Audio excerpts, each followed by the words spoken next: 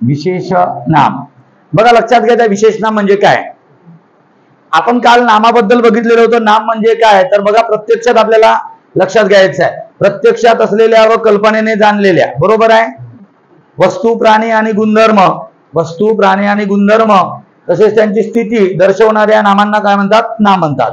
त्यामध्ये आपण नामाचे 3 प्रकार बघितलेलं होतं. पहिला प्रकार बघितलेला होता सामान्य नाम, बरोबर आहे. सामान्य नाम काय, जातीवाचक असून समूहाचा समान गुणधर्म दर्शवतो, बरोबर. आणि त्या समूहाला समान गुणधर्म दर्शवणारं जो नाम असेल त्याला आपण सामान्य नाम म्हटलेलं होतं. आणि समान गुणधर्माची जात दाखवत असतात, समान गुणधर्माची काय दाखवत असतात, जात दाखवत असतात, त्याला आपण सामान्य नाम म्हटलेलं होतं, बरोबर. दुसरा प्रकार आपल्याला पुन्हा सामान्य नामाचे आपण प्रकार बघितलं. कुठले कुठले 2 प्रकार बघितलं. सामान्य नामाचे 2 प्रकार बघितलेले होतं. एक होता समूहवाचक नाम आणि दुसरा होता पदार्थवाचक नाम, बरोबर आहे. समूहवाचक नाम म्हणजे काय, जो समूह दाखवत आहे आणि ज्याला संख्येमध्ये मोजमाप करता येत आहे. काय करता येत आहे, संख्येमध्ये मोजमाप करता येत आहे. आणि समूह दाखवलेला असतो व त्या समूहाची जात दाखवलेला असतो, अशा नामांना आपण काय म्हणतो तर लक्षात घ्यायचं आहे सामान्य नाम म्हणतो. काय म्हणतो, सामान्य नाम. नंतर समूहवाचक नाम म्हणतो. त्याच्यानंतर बघा सामान्य नामापैकी कुठलं, दुसरं ज्या नामाला आपल्याला संख्येत मोजमाप करता येत नाही परंतु परिमाणामध्ये मोजमाप करता येतो. कशामध्ये मोजमाप करता येतो, परिमाणामध्ये मोजमाप करता येतो, त्यांना आपण काय म्हटलं होतं, पदार्थवाचक नाम असं म्हटलेलं होतं, बरोबर आहे. लक्षात द्यायचं आहे. विशेष नाम आपल्याला बघायचं आहे. आता याच्यामध्ये आपण जर बघितलं विशेष नाम म्हणजे काय, एखाद्या व्यक्तिवाचक प्राण्याला किंवा वस्तूला दिलेले नाव म्हणजेच काय विशेष नाम. म्हणजे बघा ते एक व्यक्तिवाचक नाम असून ते एखाद्या विशिष्ट प्राण्याला विशिष्ट वस्तूला दिलेले नाव असते. आणि जर आपण बघितलं सामान्य नामापैकी जर एखादा वेगळा घटक केलं तर सामान्य नामापैकी एखाद्या वेगळ्या घटकाला दिलेलं नाव सुद्धा काय असतो, विशेष नाम असते. विशेष नाम एखाद्या पर्टिक्युलर म्हणजे एखाद्या सिंगल व्यक्तीला एखाद्या वस्तूला दिलेले नाव असते आणि त्या वस्तूला दिलेले नाव म्हणजेच काय विशेष नाम. आता बघा सामान्य नामातून एखादा घटक जर वेगळा केला तर आपल्याला त्या सामान्य नामातून एक घटक वेगळा केला आणि त्याला जर दिलं तर आपल्याला त्याला विशेष नाम म्हणता येईल. फॉर एक्झाम्पल बघा, उदाहरणार्थ नदी या नाव आहे. नदी हा कोणता नाम आहे, सामान्य नाम. कोणता नाम आहे, सामान्य नाम आहे. पण या नद्यांना आपण जर नाव दिलं, एका विशिष्ट एका सिंगल नदीला नाव दिलं आणि तिला म्हटलं गंगा. काय म्हटलं, गंगा. मग गंगा हे म्हटल्याबरोबर आपल्याला लक्षात घ्यायचं गंगा हे कोणतं नाव झालं, विशेष नाम. म्हणजे सामान्य नामातून नदी हे पाणी वाहून नेण्याची जात दाखवत आहे. समूह आहेत, किती नद्या आहेत आपल्याला मोजमाप करता येतो, हा सामान्य नामामध्ये जातो. पण या सामान्य नामातून एखादा घटक जर आपण वेगळा केलं आणि त्याला जर नाव दिलं एक पर्टिक्युलर एका सिंगल नदीचं नाव आहे काय, गंगा, बरोबर आहे. नंतर आपल्याला दुसरं गोदावरी पण नाव लिहिता येईल. गोदावरी लक्षात घ्यायचं आहे, गोदावरी. मग हा कोणतं नाम असेल, हा विशेष नाम, हा एका नदीला दिलेलं नाव आहे. पण नदी म्हटलं तर सगळ्या नद्या आल्या आणि सगळ्या नद्या आल्या म्हणजे कोणतं नाम आहे, सामान्य नाम. परंतु जर का आपण यापैकी एखाद्या घटकाला दिलेलं नाव असेल, काढून द्या, ठीक आहे. जर आपण एखाद्या घटकाला दिलेला जर नाव असेल तर हा कोणतं नाम असू शकतो, विशेष नाम असू शकतो. आलं लक्षात.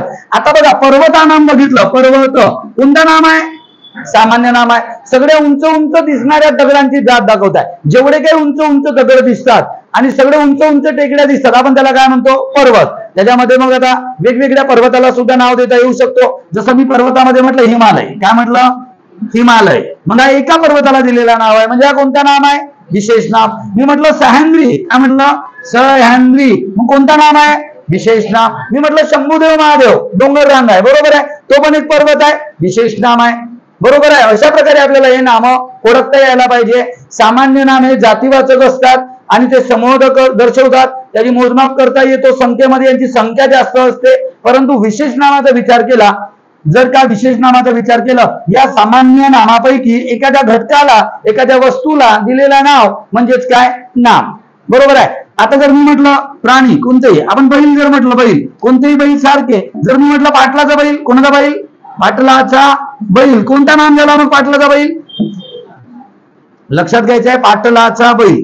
पाटलाचा बैल विशेष नाम झाला, एका पाटलाचा बैल आहे, बरोबर की नाही, फक्त त्यांचाच आहे. मग लक्षात घ्यायचं आहे आपल्याला, जर का एखाद्या घटकातून सामान्य नामाच्या घटकातून जर का एखादा घटक वेगळा केला तर आपल्याला त्याला विशेष नाम म्हणून कन्सिडर करता येईल. कारण तो एका घटकाला एखाद्या वस्तूला दिलेलं नाव असू शकतो, एखाद्या प्राण्याला दिलेलं नाव असू शकतो. जर आता मी म्हटलं बघा हत्ती, हत्ती नाव म्हटलं, हत्ती कोणतं नाम येईल, सामान्य नाम हे सगळे हत्ती सारखेच आहेत, बरोबर आहे. हत्यांची जात दाखवत आहे, हत्ती या प्राण्यांची जात दाखवत आहे. पण मी म्हटलं की नाही, कमलापूरचे हत्ती किंवा पांढरा हत्ती, कोणता हत्ती?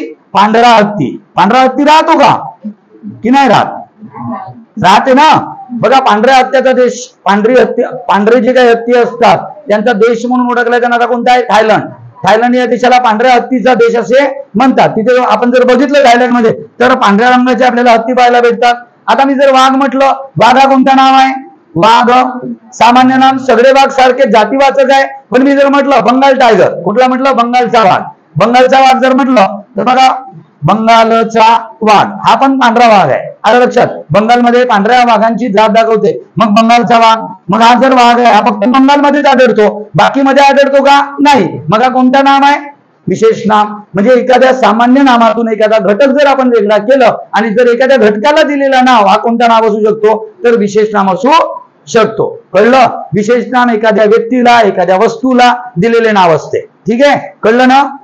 आता बघा, एखादा मुलगा म्हटलं, मुलगा आपल्या क्लासमध्ये आता एवढे सारे मुलं आहेत, आता मुलगा म्हटलं, सगळे मुलं सारखेच, कोणता नाम आहे? सामान्य नाव. पण मी एखाद्याचं नाव लिहिलं हरी, काय लिहिलं? हरी. मग हरी कोणता नाम आहे? एका मुलाला दिलेलं नाव आहे. मग एका मुलाला दिलेलं नाव असल्यामुळे कोणता नाम? विशेष नाम. बरोबर आहे. नंतर मी म्हटलं मुलगापैकी पवन, पवन कोणता नाम असेल? विशेष नाम होऊ शकतो, एखाद्या मुलाला दिलेला असू शकतो. पण हा भाववाचक नामामध्ये पण दुसरं लिहू एखादा नाम. जर आपण राम, काय लिहिलं? राम. राम माहित आहे तुम्हाला, एखाद्या व्यक्तीला दिलेलं नाव आहे. मग एखाद्या व्यक्तीला दिलेलं नाव आहे म्हणजे कोणता नाम आहे? विशेष नाम. कळलं का? बरोबर लक्षात घ्या. मुलगा म्हटल्यावर हे दोन नाव आपल्याला लक्षात येत आहेत. पुन्हा कोणत्याही मुलाचं नाव घेत आहे, पंकज, पंकज नाव लिहिता येईल आपल्याला, पंकज. पुन्हा बघा, अधिराज, काय लिहिलं? अधिराज. कोणाचं नाव आहे? एका मुलाचं नाव आहे, बरोबर की नाही? मग हे कोणाला? एका घटकाला दिलेले नाव आहेत. मग एकाला घटकाला दिलेले नाव म्हणजेच काय? विशेष नाम. एका पर्टिक्युलर व्यक्तीला दिलेले आहे. आणि जर आपण इथे बघितलं मुलगा, तर मुलगा लक्षात घ्यायचं आहे, मुलगा आपण जर बघितलं तर मुलगा कोणता नाम आहे? सामान्य नाम आहे. मुलगी कोणता नाम आहे? मग सामान्य नाम. आणि एवढ्या साऱ्या मुलींची जात दाखवत आहे, सगळ्या मुली सारख्याच. पण जर आपण विचार केला, त्या मुलींपैकी एखाद्याला नाव दिलं, काय नाव दिलेलं असेल एखाद्याला? सानिया. कोणतं नाव असेल? सायली. कोणतं नाव असेल? विशेष नाम. त्याच्यानंतर आपण विचार केला, प्रतीक्षा. कोणतं नाम असेल? विशेष नाम. बरोबर की नाही? मग आपण हे सगळे नावं आपल्याला लक्षात घेणे गरजेचं आहे. कळलं का की नाही कळलं? मग सामान्य नाम आणि विशेष नाम यामधला डिफरन्स आपल्याला ओळखता यायला पाहिजे. डेफिनेशन लिहून घ्या. विशेष नाम, आपल्याला विशेष नामाची डेफिनेशन लिहायची आहे. थोडं लिहून घ्या, थोडं बघा, लक्षात घ्या, लिहा. विशेष नाम, त्याच्याबद्दल आता थोडं डेफिनेशन लिहा. ज्या नामाने जातीचा बोध होत नसून, ज्या नामाने जातीचा बोध होत नसून, ज्या नामाने जातीचा बोध होत नसून त्या जातीतील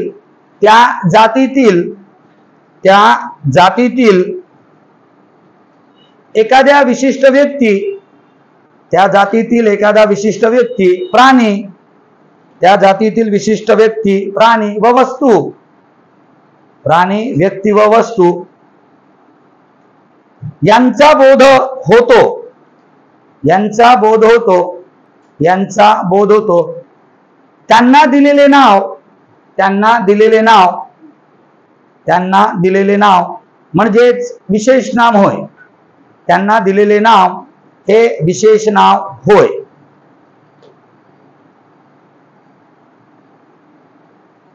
खाली बंद करून लिहा.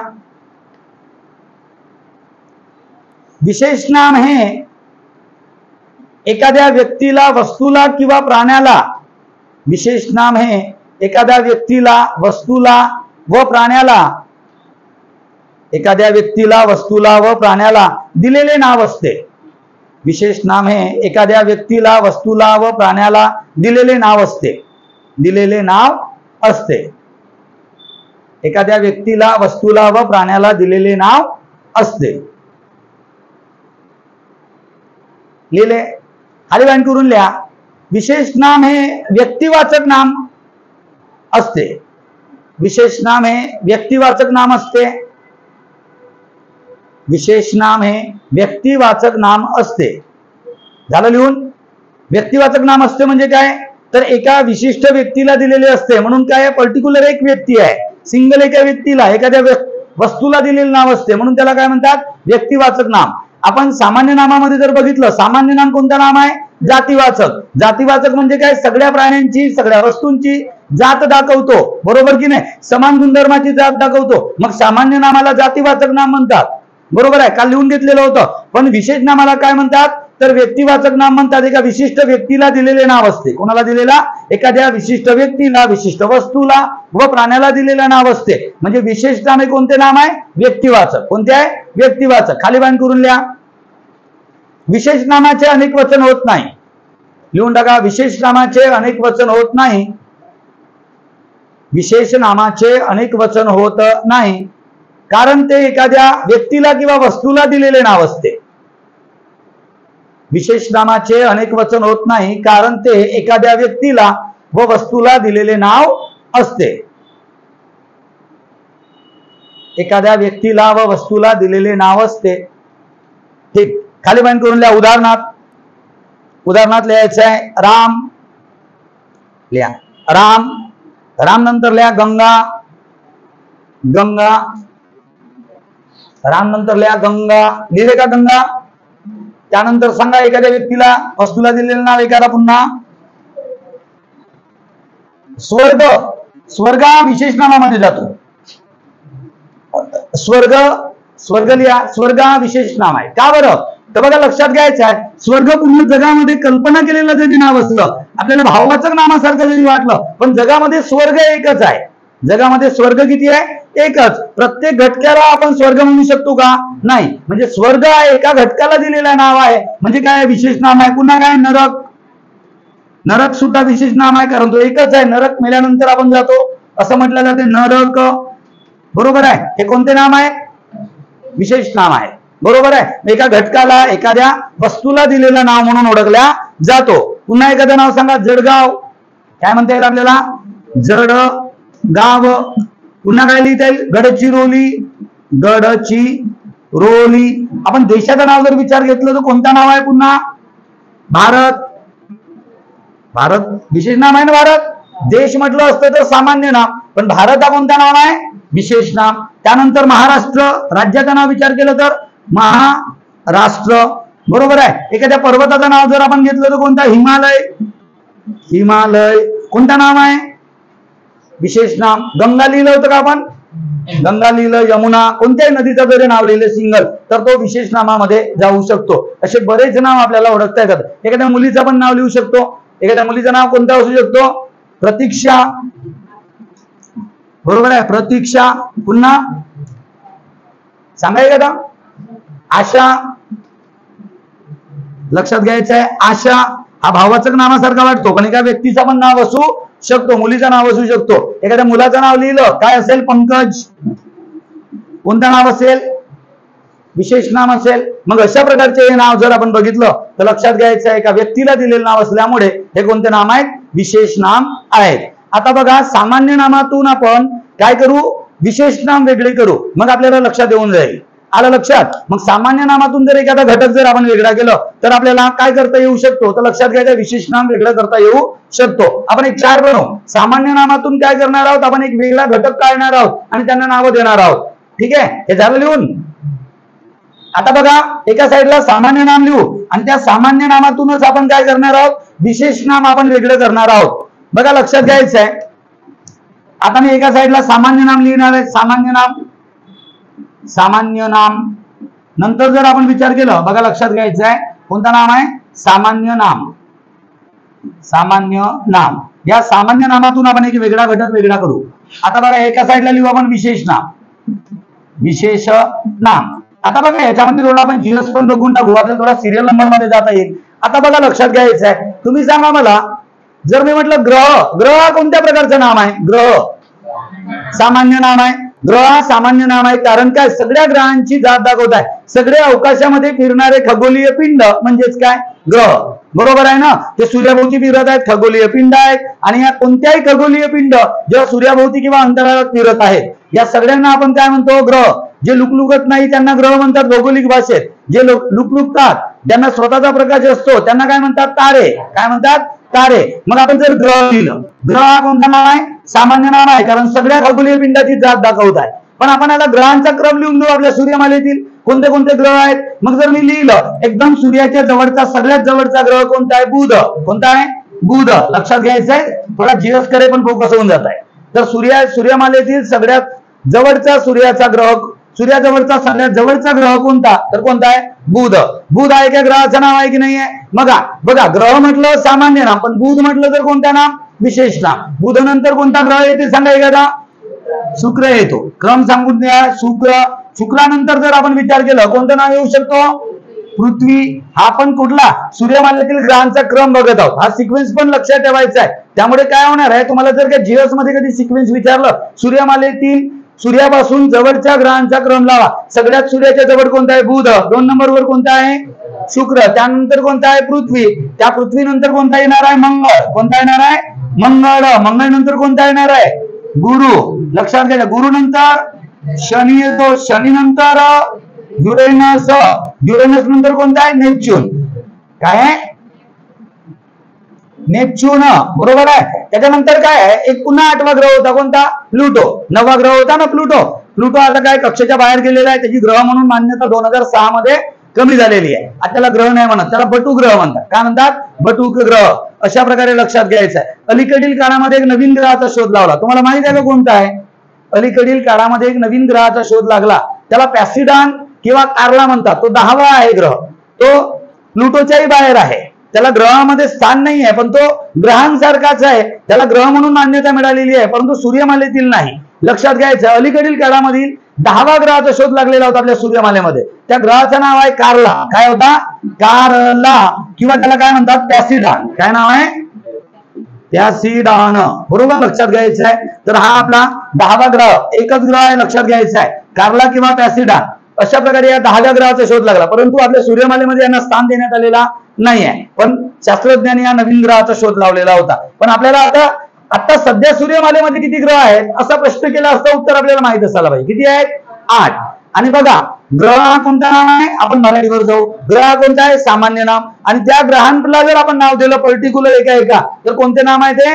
विशेष नाम. अशा प्रकारे आपल्याला लक्षात घ्यायला पाहिजे. आपल्याला जीएस पण माहिती झाला पाहिजे आणि थोडं मराठी पण आलेली पाहिजे. आपल्याला सामान्य नामातून वेगळा घटक करत आहोत. आता बघा असंच आपण पर्वताचा सिक्वेन्स लिहून घेऊ. जगामधल्या सगळ्यात लांब पर्वतरांग कोणत्या? म्हणजे पर्वत जर आपण बघितलं तर बघा पर्वत कोणतं नाम आहे? पर्वत हा सामान्य नाम आहे. आता जगातल्या सगळ्यात लांब पर्वतरांगीची नावं लिहून घेऊ. जगातली सगळ्यात लांब पर्वतरांग कोणती? कोणाला माहित असेल तर पहिला पर्वतरांग लिहून टाकू. अँडीज पर्वतरांग आहे. कोणती आहे? अँडीज पर्वतरांग ही जगातील सगळ्यात लांब पर्वतरांग. दुसऱ्या नंबरची लांब पर्वतरांग कुठली आहे?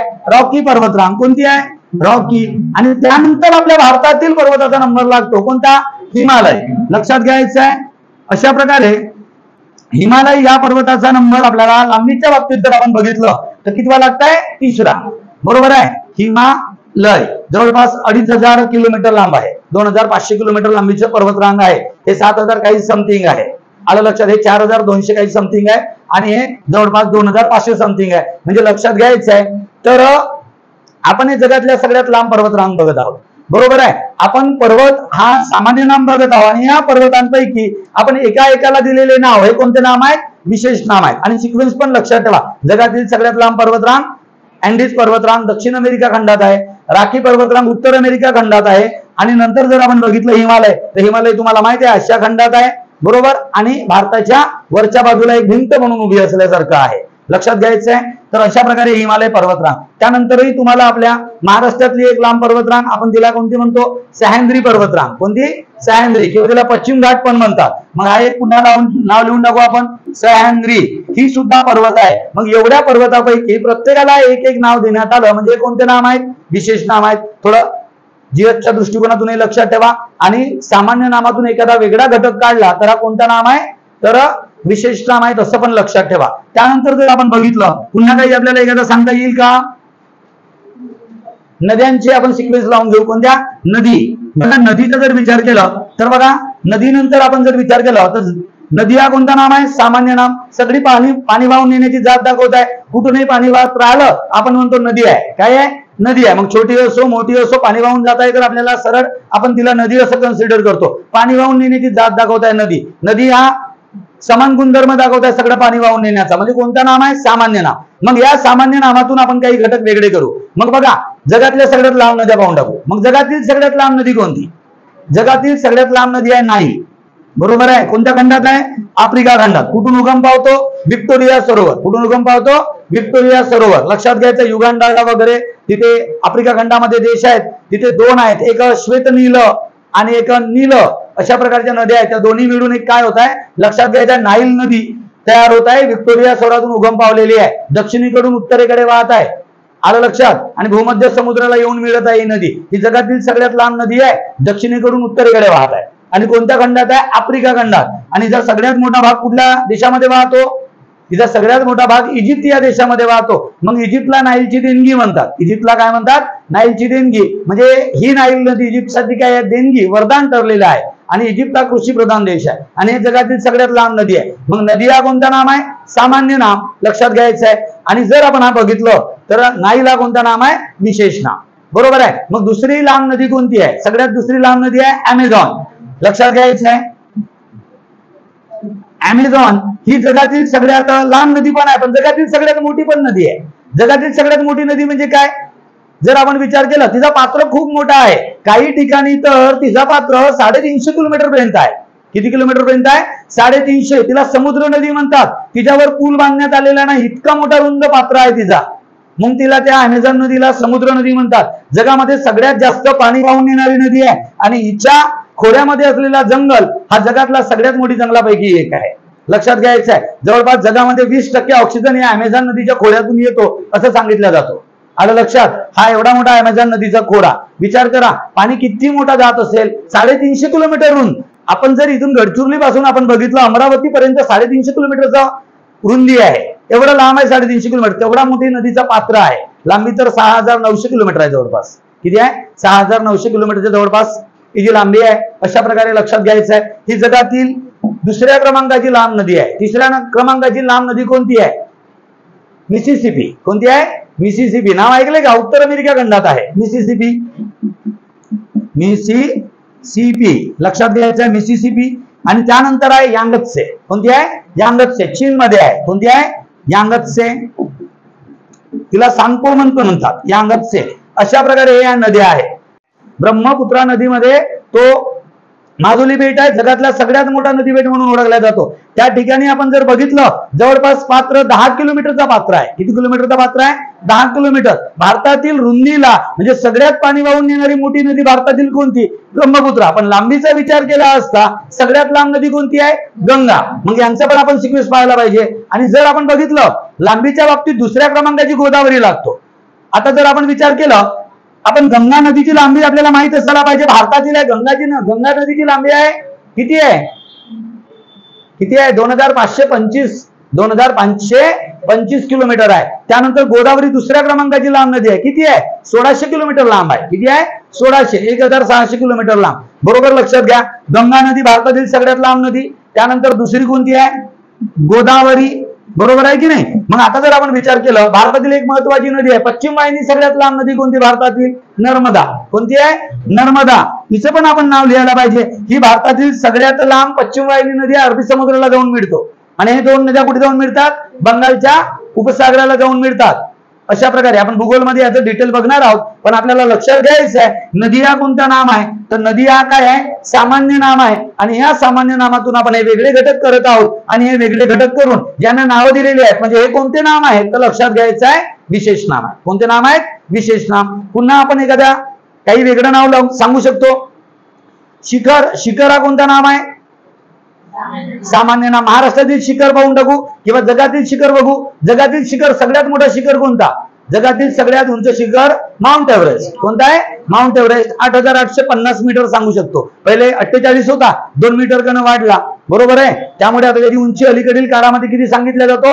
8850. जगातील सगळ्यात उंच शिखर म्हणून ओळखला जातो. मग शिखर हा कोणता नाव आहे? तर शिखर हा सामान्य नाम आहे. सगळ्या उंच उंच दिसणाऱ्या पर्वतांची जात आपण शिखर पण सांगतात. शिखर पर्वतापैकी एक भाग झाला. बरोबर की नाही? आणि जगातला सगळ्यात उंच शिखर कोणता? Mount Everest. दुसऱ्या क्रमांकाचा कोणता आहे? केटू. केटूला काय म्हटलेलं आहे? गाढवीन असतील. काय म्हटलेलं आहे? गाढवीन असतील. आणि नंतर जर आपण बघितलं तिसरा तर कोणता आहे? कांचनगंगा. कोणता आहे? कांचनगंगा किंवा कांचनजंगा पण म्हणतात. लक्षात घ्यायचं आहे. तर हा भारतातील सगळ्यात उंच शिखर आहे. जगातले तीनही उंच शिखर कुठे आहेत? हिमालय पर्वत रांगेत आहे. किती युनिक आहे बघा आपला देश. जवळपास जगातील सगळ्यात जर आपण उंच पर्वत शिखर जर बघितलं तर जगातले तीनही उंच शिखर कुठे आहे? हिमालय पर्वत रांगेत आहेत आणि त्या हिमालयाचं सानिध्य आपल्याला भेटलेलं आहे. खूप मोठी गोष्ट आहे बरं का. बघा लक्षात घ्यायचं, शिखरांचा विचार केला असता जगातील कोणता आहे? Mount Everest. बघा माउंट एव्हरेस्ट. मग हा कोणता नाम असेल? विशेष नाम असेल. दुसरा कोणता होता? केटू. केटू म्हणजे काय? गाढवीन असतील. आणि त्यानंतर आहे कांचनगंगा. कोणता आहे? कांचनगंगा किंवा जंगा म्हणू शकता. कांचनजंगा बरोबर लक्षात घ्या. आणि कांचनजंगा भारतातील सर्वात उंच शिखर आहे बरं का. बरोबर लक्षात घ्या. बाकी डिटेल मध्ये सांगतो. महाराष्ट्रातल्या शिखरांचा क्रम पण लक्षात ठेवा. याच्यासोबतच महाराष्ट्रातील शिखरांचा क्रम 2-3 तरी माहिती असायला पाहिजे. महाराष्ट्रातील सर्वात उंच शिखर कोणतं आहे? कळसुबाई. कोणता आहे? कळसुबाई. बघा कळसुबाई. मग हा सुद्धा एका शिखराला दिलेला नाव आहे. म्हणजे कोणता नाम आहे? विशेष नाम. नंतर कोणता आहे? आपली ते ट्रिक्स आहे कसा मी हसतो वाली. मग कोणता आहे? साल्हेर. कोणता आहे? साल्हेर. साल्हेर नंतर कोणता आहे? महाबळेश्वर. कोणता आहे? महाबळेश्वर. आजकाल काहीतरी नवीनच येत आहे, घनचक्कर. घनचक्कर नावाचा पण दिलेला आहे. घनचक्कर आहे ना, घनचक्कर पण आहे. पण घनचक्कर पेक्षा तुम्हाला महाबळेश्वर लक्षात ठेवा, हा अधिक फेमस आहे. कोणता आहे? महाबळेश्वर. महाबळेश्वर. पुन्हा काही आहे का?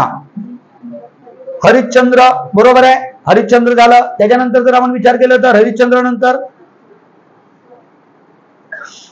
कोणता आहे? कसा मी हसतो. सांगा ना. साल्हेर झालेला आहे ना. बघा कळसुबाई, साल्हेर, महाबळेश्वर,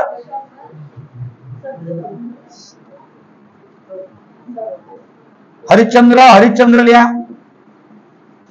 हरिश्चंद्र नंतर काय आहे? सप्तशृंगी. कोणता येईल? सप्तशृंगी. सप्तशृंगी नंतर कोणता येईल? तोरणा. कोणता येईल? तोरणा. हे शिखर आहेत महाराष्ट्रातले. महाराष्ट्रातील शिखरांचे पण नावं लक्षात ठेवा. जगातले तर सांगितलं, भारताचा पण सांगितलं आणि महाराष्ट्रातील शिखर म्हणजे मी मराठीमध्ये बघा तुम्हाला शिखर हा सामान्य नाम आहे. याच्या पर्टिक्युलर एखाद्या घटकाला दिलेले नाव विशेष नाम आहेत. हे पण तुम्हाला भूगोलचं पण काही माहिती देत आहे. बरोबर लक्षात घ्यायचं आहे. अशा प्रकारे आपल्याला लक्षात ठेवायचं आहे. देश हा कोणता नाम आहे? देश सामान्य नाम आहे. देशामध्ये सगळ्यात क्षेत्रफळाने मोठ्या देशांचा जर क्रम लावतो म्हटलं तर भारताचा 7वा क्रमांक लागतो. पहिला कोणता आहे? मग रशिया. पहिला कोणता आहे? रशिया. आपण यांचा पण क्रम लावून टाकू. रशिया हा जगातला सगळ्यात मोठा क्षेत्रफळाने देश आहे. रशिया नंतर कॅनडा. बरोबर ना. काय आहे? कॅनडा आहे. कॅनडा नंतर कोणता येणार आहे? कॅनडा नंतर चीन. कॅनडा नंतर काय येईल? चीन येऊ शकतो. पुन्हा जर आपण बघितलं, पुन्हा अमेरिका. क्षेत्रफळाने मोठे देश आहेत. आणि भारत मग कितव्या क्रमांकावर आहे? 7व्या. लिहून टाका. भारत कितवा आहे? 7व्या क्रमांकावर आहे. मग हे काय आहेत? देश हा सामान्य नाम आहे. परंतु जर आपण विचार केला तर हे देशांचे क्रम आहे 2, 3, 4 क्रम बरोबर आहेत. रशिया, कॅनडा, चीन आणि अमेरिका. भारताचा क्रमांक कितवा आहे? 7वा. अशा प्रकारे क्षेत्रफळाने मोठे देश पण माहित झाले आपल्याला. बरोबर आहे. ते असं ओळखता यायला पाहिजे. बरोबर आहे. आपल्याला असे कितीतरी सामान्य नाम आपल्याला बघता येईल आणि या सामान्य नामातून आपल्याला काय लिहिता येईल? विशेष नाम वेगळं काढता येईल. आता बघा मी वार शिकवणार आहे. वार हा वार कोणता नाम आहे? सामान्य नाम. मग जर मी वार लिहिलं मग तुम्हाला लिहिता आलं पाहिजे सोमवार, मंगळवार, बुधवार. कोणता आहे? सोमवार, मंगळवार. हे कोणते नाम आहेत? मग विशेष नाम आहेत. ओळखता येईल असं सामान्य नामातून आपल्याला विशेष नाम वेगळं करता यायला पाहिजे. ठीक आहे. लिहा मग सामान्य नाम आणि विशेष नाम हा एक चार्ट तयार करून टाका. ठीक आहे. भाववाचक नाम लिहा. आता भाववाचक नाम ओळखता यायला पाहिजे. भाववाचक नाम आपल्याला की नाही येणार? बघा ज्या नामाने एखाद्या पदार्थातील गुणधर्म, ज्या नामाने एखाद्या पदार्थातील गुणधर्म, स्थिती किंवा भाव दाखवत असेल त्या नामांना काय म्हणतात? भाववाचक नाम असं म्हणतात. म्हणजे तो प्रत्यक्षपणे अस्तित्वात नसतो, तो कोणत्या तरी पदार्थामधील गुणधर्म त्याची स्थिती दर्शवणारा असतो, त्याच्या भावना दर्शवणारा असतो. लक्षात घ्यायचं आहे, भाववाचक नामाचे स्वतंत्र अस्तित्व नसते, ते कुठल्या तरी नामामध्ये लपून असतात. लक्षात घ्यायचं आहे. आणि त्यांच्या गुणधर्माला दिलेले जे नाव असतात, त्यांच्या भावनांना दिलेले जे नाव असतात, त्यांना काय म्हणतात? भाववाचक नाम असे म्हणतात. या आपल्याला भावना प्रदर्शित करत असतात. लक्षात घ्यायचं आहे. आता जर मी म्हटलं बघा भाववाचक नाम एका बघितलं, आता बघा कारली, कारली हा कोणतं नाम आहे? कारली हा सामान्य नाम आहे, कोणत्या प्रकारची कारली राहू शकतो, बरोबर की नाही? फळ आहे, भाजी फळ आहे. आता जर मी विचारलं कारलीचा गुणधर्म काय? कडू, हा विशेषण द्यायला कडू. आणि कडू पासून जर म्हटलं कडवा, काय म्हटलं? कडवा. मग हा कडवा काय आहे? या कारलीचा गुणधर्म आहे, मग कोणत्या नामामध्ये जाईल? भाववाचक नामामध्ये जाईल. हे विशिष्ट प्राण्यांमध्ये असलेले गुणधर्म किंवा त्यांचा भाव किंवा त्यांची स्थिती दर्शवत असतात. आणि भाव, गुणधर्म आणि स्थिती दर्शवणारे जे नाम असतात त्यांना काय म्हणतात? भाववाचक नाम असे म्हणतात. मग त्या जातीतील, लक्षात घ्यायचं आहे, त्या ज्या नामाने एखाद्या पदार्थातील गुणधर्म, स्थिती किंवा भाव यांचा बोध करून दिला जातो, स्थिती, गुणधर्म किंवा भाव यांचा बोध करून दिला जातो, त्यांना काय म्हणतात? भाववाचक नाम असे म्हणतात. ते त्यांचा स्वतंत्र अस्तित्व नसतो, ते एखाद्या नामामधील गुणधर्म किंवा भाव किंवा स्थिती दर्शवत असतात. आता जर मी बघितलं बघा प्रेम, प्रेम हा काय आहे? प्रेम हा भाववाचक नाम आहे. प्रेम एखाद्या व्यक्तीचा पण राहू शकतो, बरं का? आपल्या क्लासमध्ये मुलगा आहे प्रेम, बरोबर की नाही? एखाद्या व्यक्तीला पण दिलेला असू शकतो. परंतु मुळामध्ये प्रेम हा कोणता नाम आहे? मुळामध्ये प्रेम हा काय आहे? भाववाचक नाम आहे, मोहमाया आहे, बरं का? पडायचं नाही. अरे काय आहे प्रेम? हे काय आहे? प्रेम हा भाववाचक नाम आहे. बघा तुम्हाला एक सोपं भाववाचक नाम ओळखण्याची एक सोपी टिक सांगतो बघा. अरे भ्रमी झाला, सॉरी प्रेम. आता बघा लक्षात घ्यायचं, प्रेम हा काय आहे? भाववाचक नाम आहे. कसं काय? मी तुम्हाला सांगतो थोडक्यात. तर या फक्त भावना आहेत. आता आपण जर भाववाचक नाम ओळखायचं जर केलं, त्याच्या गुणधर्माला आपल्याला कोणत्याही गुणधर्माला स्पर्श करता येत नाही. मग ज्या गुणधर्माला किंवा ज्या नामाला आपल्याला स्पर्श करता येत नाही ना, ते मुळात आपण जर बघितलं ते भाववाचक नाम असतात. प्रेम, प्रेम हा एखादा, जर आपण विचार केलं, प्रेम ही फक्त भावना असू शकतो, प्रेम प्रत्यक्ष अस्तित्वात नाही. आपण त्याला फील करतो आणि फील केल्यामुळे हा कोणता नाम आहे? भाववाचक नाम आहे प्रेम. लक्षात घ्यायचं आहे, प्रेम हा भाववाचक नाम आहे. आता जर म्हटलं एखादी मुलगी एखाद्या मुलाला मी तुझ्यावर प्रेम करतो, मी तुझ्यावर प्रेम करतो, नेमकं करते काय? प्रत्यक्ष आपल्याला दिसेल का? नाही. ही काय आहे? भावना आहे. आणि भाववाचक नामे व्यक्तिपरत्वे बदलत असतात, व्यक्तिपरत्वे बदलणारे नाम असतात. फॉर एक्झाम्पल तुम्हाला सांगतो, थोड्या वेळात मी म्हटलं मी तुझ्यावर प्रेम करतो, हो उससे बेटर मिल गया तो मी तुझ्यावरही प्रेम करतो, थोड्या वेळात बदलली आपली भावना. भाववाचक नाम हे व्यक्तिपरत्वे बदलणारे असतात, बरोबर आहे? म्हणजे काय आहे की थोड्या वेळामध्ये अशा बदलणाऱ्या भावना ज्या आहेत या काय असतात? भाववाचक नामामध्ये मोडतात. आता बघा फॉर एक्झाम्पल, पुन्हा प्रेमलाच आपण एक वेगळं नाव देऊ, वात्सल्य. काय नाव देऊ? वात्सल्य. नाव ऐकलं का? वात्सल्य. आई आपल्यावर प्रेम केली तर आपण आईचं वात्सल्य, आईचं प्रेम असं म्हणतो. वात्सल्य हा सुद्धा भाववाचक नाम आहे. बघा लहान मुलाचं, जर का आईनं एखाद्या लहान मुलाला जर का पैसे दिले तर ते भावना बघा किती उत्तम गुण. पुऱ्या गाव लोकांना जाऊन सांगतो माझी आई माझ्यावर खूप प्रेम करते, बरं का? माझी आई माझ्यावर खूप प्रेम करते. मग म्हणते आईचं वात्सल्य लाभलेलं आहे, मला आईचं वात्सल्य लाभलेलं आहे, आई माझ्यावर खूप प्रेम करते. एक कणपटात भेटली ना, त्यांना वाईट काम केल्याबरोबर तो आपल्या आजीकडे जातो आणि आजीकडे जाऊन सांगतो, काय म्हणतो? आई माझ्यावर प्रेम करत नाही. 2 मिनिटात बदलल्या भावना. किती मिनिटात बदलल्या? 2. म्हणजे या व्यक्तिपरत्वे बदलणाऱ्या भावना असतात. आणि एखाद्या व्यक्ती आपल्यावर प्रेम करते तर दुसरा व्यक्ती, आपण आता म्हणतो एखाद्या व्यक्तीला मी तुझ्यावर प्रेम करतो, थोड्या वेळात आपण त्याला दुसऱ्याला जाऊन म्हणू शकतो की नाही मी तुझ्यावरही प्रेम करतो. म्हणजे थोड्या वेळात, आतापर्यंत याच्यावर प्रेम करत होतो, नंतर आता मी तुझ्यावर पण प्रेम करतो. म्हणजे काय झालेलं आहे? व्यक्तिपरत्वे बदलणारी भावना आहे. थोड्या वेळातच बदलली आपली भावना, बरोबर की नाही? म्हणजे प्रेम हा कोणता आहे? भाववाचक नाम आहे. हे प्रत्यक्ष आपल्याला दिसत नाही, तो फील करणारी गोष्ट आहे, गुणधर्म आहे आपला, लक्षात घ्यायचं, किंवा आपली ती भावना आहे. आणि अशा भाववाचक नाम काय आहे? अशा काही नाम आहेत जे व्यक्तिपरत्वे बदलत असतात, ते फक्त आपल्याला गुणधर्म किंवा आपल्याला स्थिती दर्शवतात.